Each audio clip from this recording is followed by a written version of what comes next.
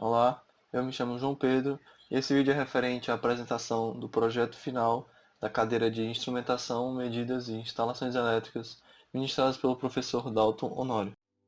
Inicialmente, do objetivo, esse trabalho visa detalhar todos os elementos, processos e etapas do desenvolvimento de um projeto elétrico residencial de baixa tensão, por meio da apresentação de um memorial de cálculo e de uma prancha que detalhe bem todo o projeto. Olá, sou a aluna Ana Carolina Garcia Cordeiro e agora vou falar um pouco a respeito das normas e documentos de referência que nós nos baseamos para fazer a elaboração desse projeto.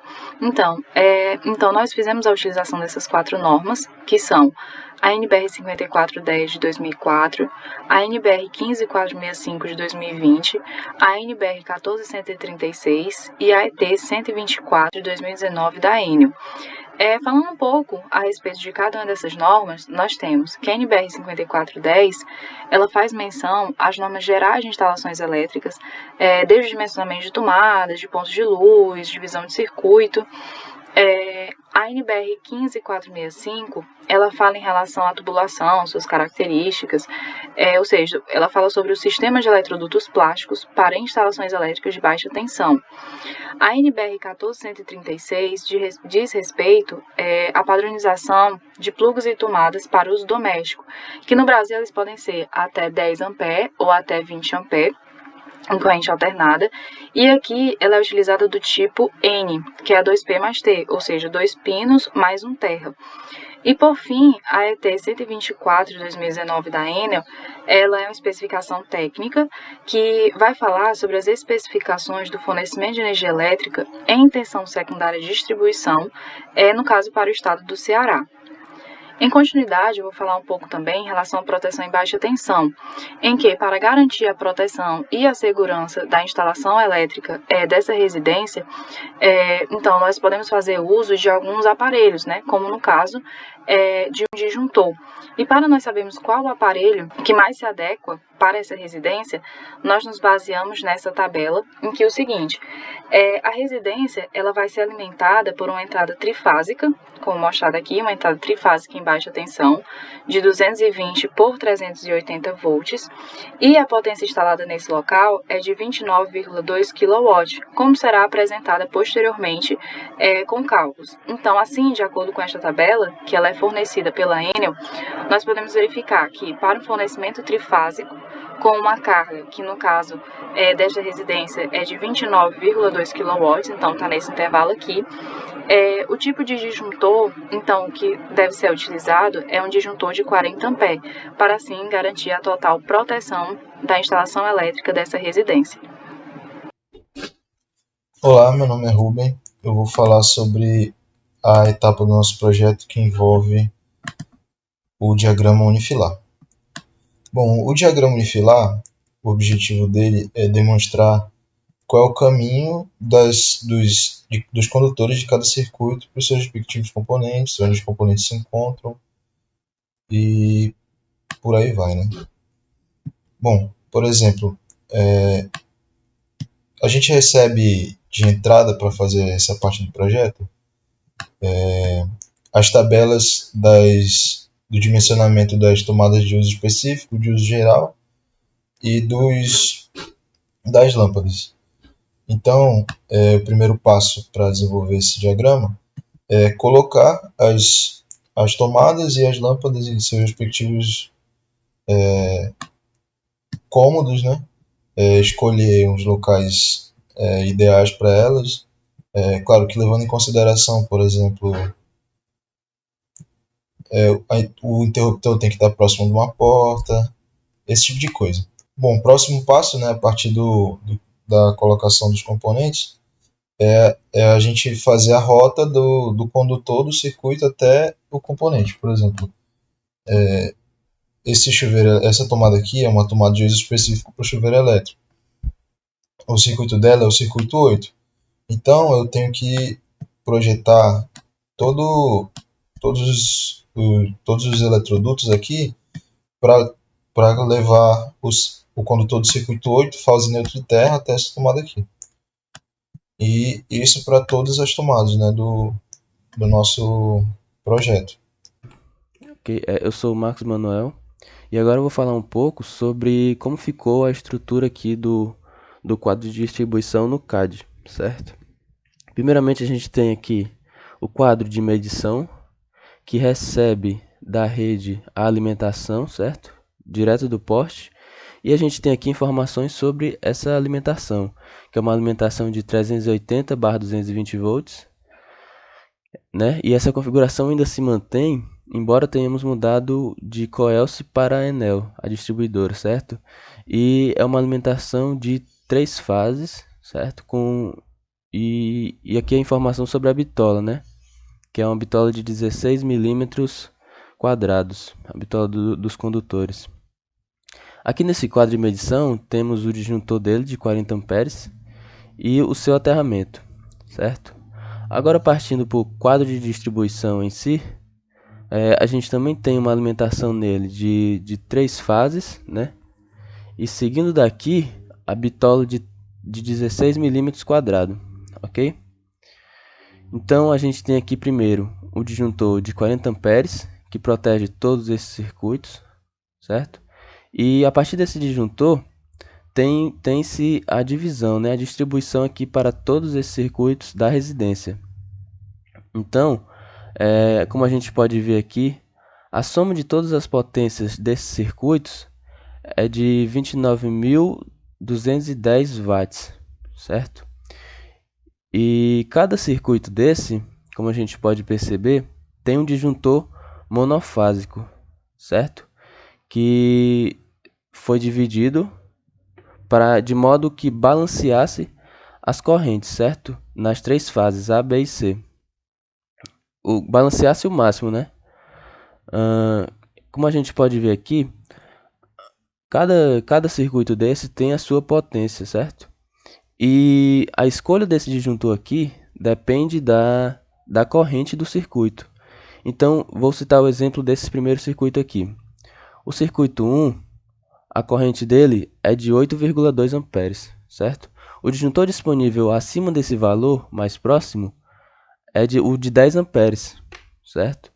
E, por sua vez, a bitola desse circuito aqui tem que aguentar uma corrente maior do que 10 amperes. Ou seja, uma bitola de 1,5 milímetros quadrados aguenta uma corrente de 15 amperes.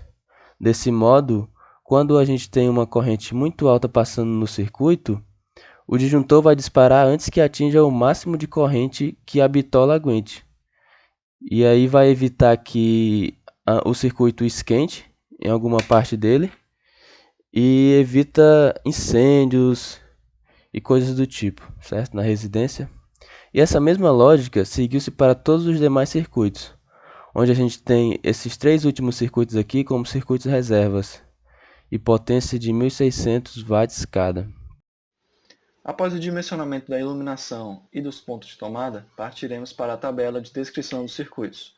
Nela, a gente vai ter 10 circuitos que envolvem iluminação, TUGs e TUIs, e mais 3 circuitos reservas como pede a norma. A primeira informação que nos é pedido é a potência, tanto em VA, que é volt amperes, que significa a potência aparente, como a potência em watts, que é a potência ativa. A diferença entre elas ela é ocasionada pelo fator de potência. Esse fator ele é padronizado para alguns. Por exemplo, na iluminação a gente tem que o fator vai ser de 1, e para outros a gente mesmo pode padronizar, como é o nosso exemplo. A gente usou 0,8 para TUGs, que são de uso geral, espalhados pela casa, como na cozinha, na sala de jantar, na sala íntima, nos banheiros. E para as TUIs, que são tomadas de uso específicos, a gente vai utilizar um fator de potência apropriado para cada aparelho que tiver conectado lá. Por exemplo, um chuveiro elétrico ele vai ter um fator de potência padrão dele, da marca no caso, que é 0,94. A partir desses fatores de potência, a gente pode multiplicá-los pela potência em volt-amperes e a gente descobre a potência ativa, que é em watts. Ao somar todas essas potências em watts, a gente tem a potência total da casa. Próxima informação vai ser a corrente do projeto. Uma forma fácil de achar essa corrente vai ser pegando a potência aparente e dividindo pela tensão, pois a gente também vai estar desconsiderando alguns outros fatores, como foi pedido na prática. Tendo agora essa corrente em mãos, a gente consegue dimensionar o disjuntor, apropriado para proteger esse circuito, e a seção do condutor, para que não ocorra superaquecimento, entre outras coisas. Por fim, vão ter 3 colunas de fase, como o nosso circuito, nossa casa é trifásica, vai ter 3 fases, e o objetivo dessas colunas é a distribuição de todos os circuitos, de formas com que cada fase tenha uma potência mais ou menos parecida com a outra. Dessa forma, a gente dividiu e a gente obteve valores assim muito próximos uns dos outros de potência.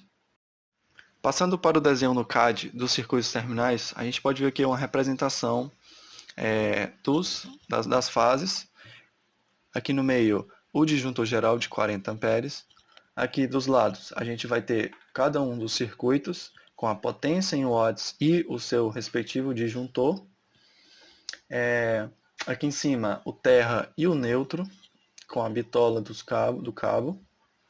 E por fim, a distribuição que a gente fez na tabela, sendo que agora de forma desenhada, de cada um dos circuitos nas fases, a distribuição dele. Olá, meu nome é João Felipe Silva Damasceno. Sobre a parte de alimentação.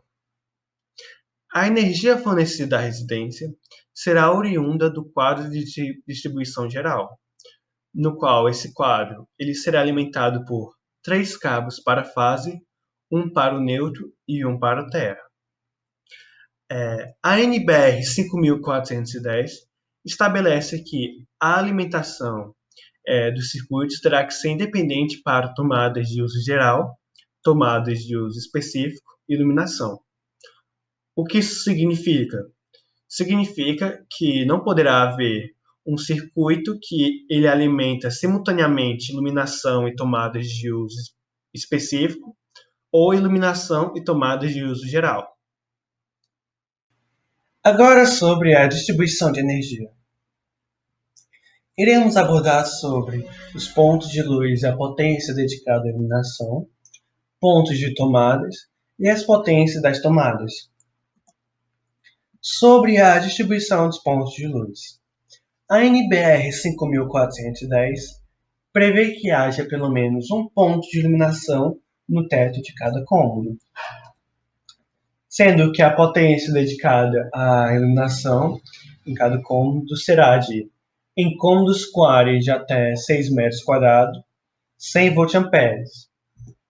Em cômodos com área superior a 6 metros quadrados, 100 VA para os primeiros 6 metros quadrados, acrescido de 60 VA para cada parcela inteira de 4 metros quadrados.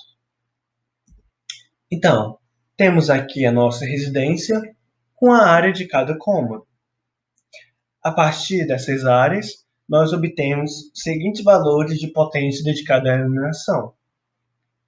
Os 2 banheiros, a área de serviço, lavabo, o corredor, eles possuem 100 VA de potência de iluminação. Os dormitórios 1 e 2 também contêm 100 VA. Já o dormitório 3 e 4, a sala íntima, jantar e a cozinha contém 160 VA de iluminação. E por último a sala, que contém 220 VA.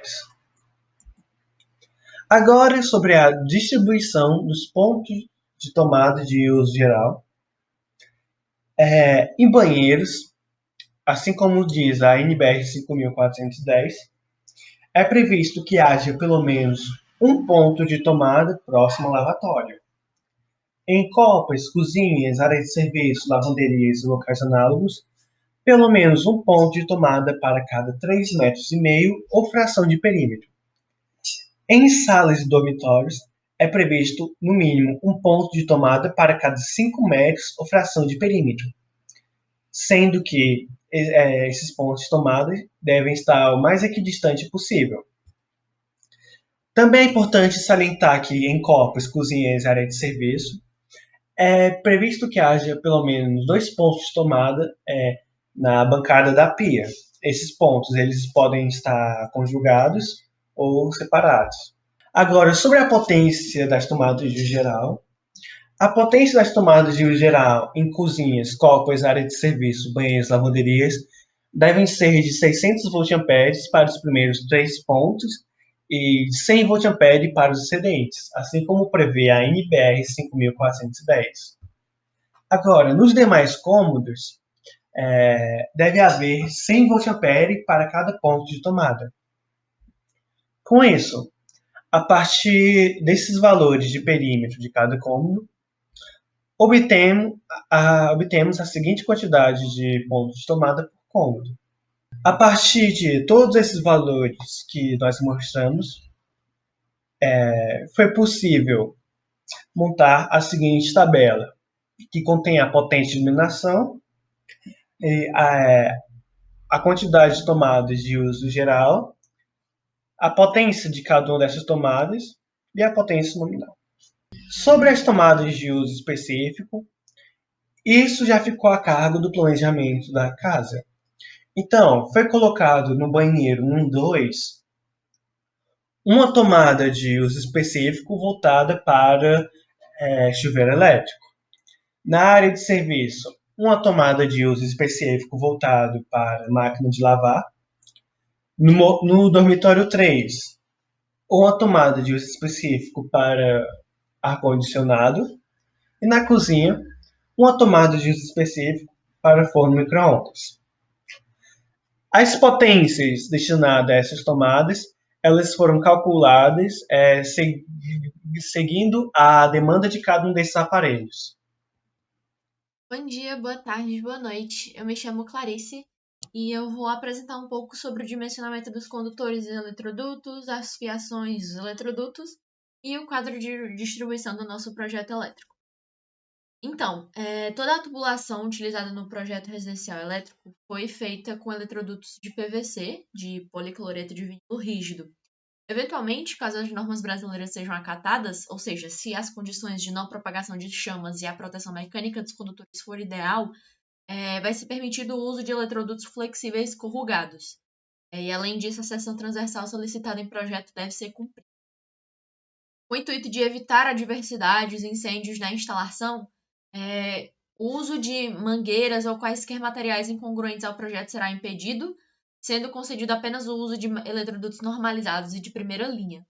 Nesse ínterim, obedecendo aos parâmetros e acionamentos descritos no projeto, recomenda-se a linha Pial-Legrand para interruptores e tomadas, e por conseguinte vai-se optar impreterivelmente pela linha modular em caso de permutação de componentes no que tange modelo e ou fabricante.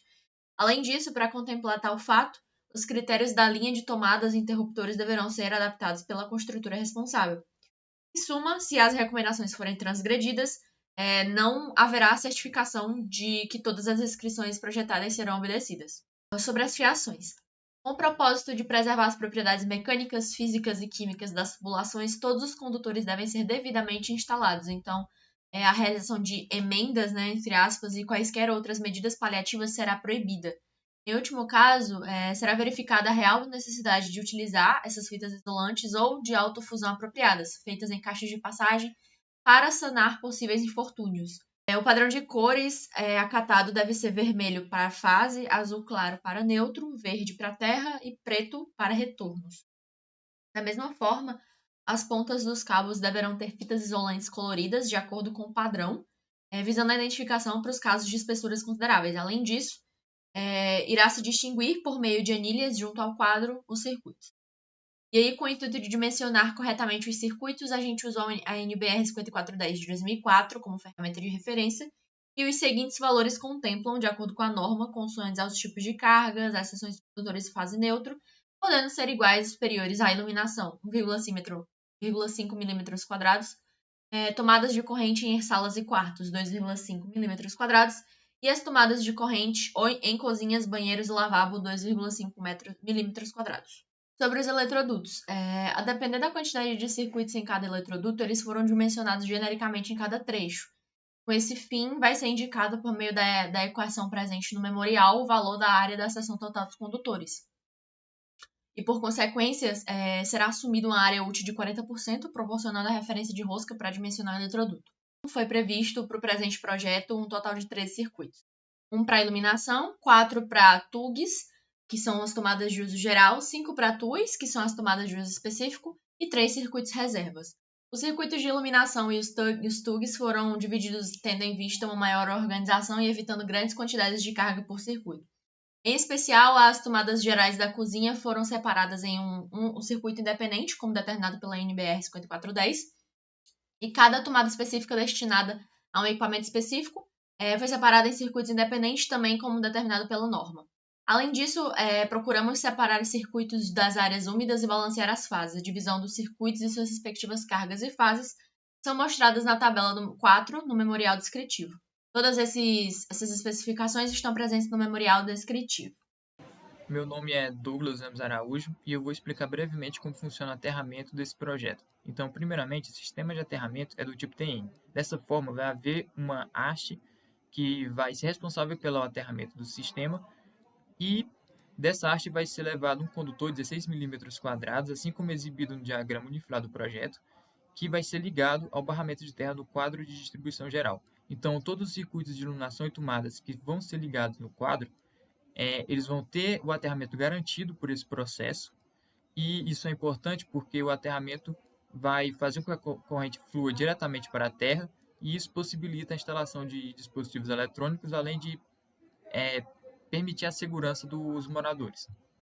Um outro fator que é importante citar é que todas as tomadas deverão ser do tipo 2P mais T, assim como mostra esse esquema. Aqui o neutro, o terra e aí por fim a fase.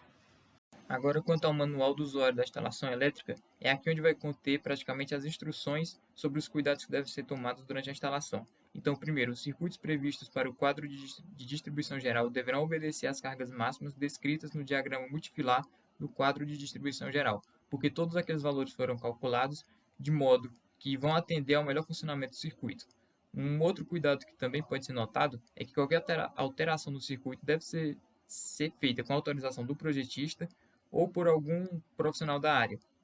Agora, no próximo slide, tem algumas informações sobre o diferencial residual. Primeiro, sendo um dispositivo de proteção, ele funciona como um interruptor e caso vá ter alguma carga que está fora do limite suportado pelo circuito, ele vai abrir e assim impedir a passagem de corrente. Portanto, é um dispositivo que não deve ser dispensado, uma vez que tem até mesmo perigo de morte. E outros fatores importantes é que os quadros de distribuição devem estar em fácil acesso caso aconteça algum caso de emergência. Outra coisa é que algum tipo de manutenção deve ser feito com um circuito desligado. Então, esses procedimentos basicamente resumem os cuidados que devem ser tomados durante a instalação, funcionando então como um manual a todo esse projeto. Eu sou o Marcos Manuel e agora eu venho só fazer um apanhado geral e mostrar como que ficou a estrutura final do nosso projeto, que conclui a disciplina de instrumentação, medidas e instalações elétricas.